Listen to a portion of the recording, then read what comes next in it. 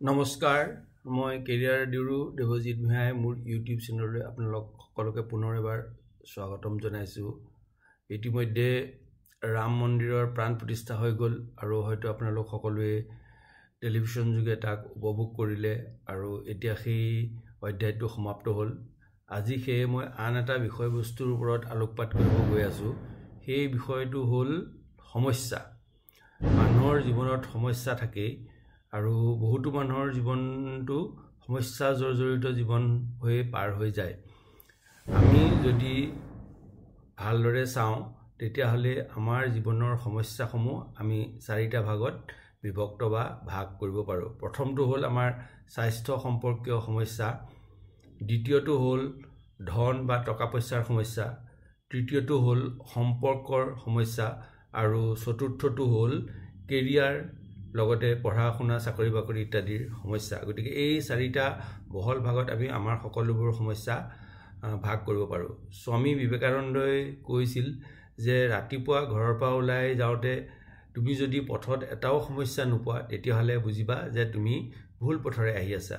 অৰ্থাৎ আমি জীৱনৰ প্ৰতিটো খোজতে সমস্যাৰ সন্মুখীন হ'বই লাগিব আৰু সেই সমস্যাবোৰ আমি সাহসেৰে সমাধান কৰিব লাগিব আৰু তাৰ সমাধান কৰি সমস্যাৰ লগত সহাৱস্থান কৰি আমি জীৱন বাটত আগুৱাই যাব লাগিব।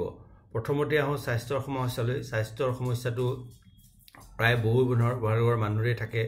এটা বয়সত বেলেগ স্বাস্থ্যৰ প্ৰব্লেম থাকে বা এটা বয়সত গৈ মানুহৰ চুগাৰ, প্ৰেছাৰ আদি বিভিন্ন বেমাৰ, গাঁঠিৰ বিষাদী বেমাৰ হৈ গৈ এটা বয়সত গৈ ডেকা বয়সতো বেলেগ বিভিন্ন বেমাৰ মানুহৰ থাকে। ঠিক তেনেকৈ ধনৰ সমস্যাটো কিছুমানৰ দুবেলা দুসাঁজ খাবলৈও ধন নাই, কিছুমানৰ ধন হ'লেও সেই ধনে নাটে আৰু ধন অধিক লাগে। গতিকে সেই ধনৰ সমস্যাটো বহুতৰ থাকেই। গতিকে ধনৰ সমস্যাটো কেতিয়াবা প্ৰকৃত সমস্যা হ'ব পাৰে বা কেতিয়াবা এই গ্ৰীড বা লোভ লালসাৰ কাৰণেও ধনৰ সমস্যা হয়।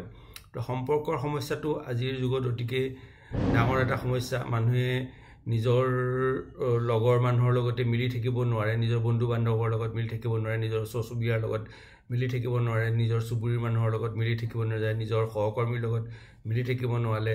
সেই অতি সহজতে মানুহৰ নিজৰ মাজত সম্পৰ্কবোৰ ব্যাঘাত হয়। ডিভৰ্চটো আজিকালি বহুত কমন হৈ গৈছে আৰু প্ৰেমিক প্ৰেমিকাৰ তৎক্ষণাতেই ব্ৰেকআপ হৈ যায়। এইটো হ'ল আমাৰ সম্পৰ্কৰ সমস্যা।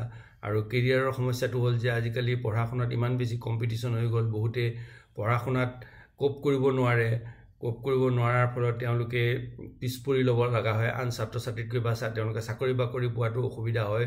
তেওঁলোকে নিজৰ এমপ্লয়মেণ্টটো ভালদৰে বিচাৰি উলিয়াব নোৱাৰে, তাৰ ফলত তেওঁলোকে হতাশাত ভোগে বা নিৰাশাত ভোগে। গতিকে এই সকলো ধৰণৰ চাৰি ধৰণৰ সমস্যাৰ যদি আপোনাক সমাধান লাগে তেতিয়াহ'লে আপুনি আজিয়ে মোৰ ৱেবছাইট www.devojitbhuya.com লগ ইন কৰিব পাৰে, নতুবা মোৰ ইউটিউব চেনেল ছাবস্ক্ৰাইব কৰি তাত থকা বিভিন্ন ইউটিউবৰ ভিডিঅ'বোৰ চাব পাৰে। নতুবা যদি ইয়াতো আপুনি সন্তোষ নাপায় বা আপোনাৰ সমাধান নাপায় তেতিয়াহ'লে ব্যক্তিগতভাৱে মোক লগ ধৰি আপোনাৰ সমস্যাসমূহৰ বিষয়ে ব্যক্তিগতভাৱে আলোচনা কৰিব পাৰে। মই ভাবোঁ আপোনাৰ সমস্যাৰ মই এটা সুফল আৰু সমাধান উপযোগী সমাধান দিব পাৰিম। ধন্যবাদ।